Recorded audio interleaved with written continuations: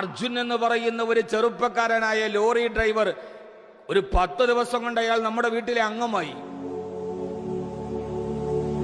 രാത്രിയിൽ കിടക്കാൻ നേരത്ത് ഉമ്മ മോളോട് ചോദിക്കുന്നു, അർജുന്റെ കാര്യം എന്തായി? മോള് ഉമ്മയോട് ചോദിക്കുന്നു, അർജുന്റെ കാര്യം എന്തായി?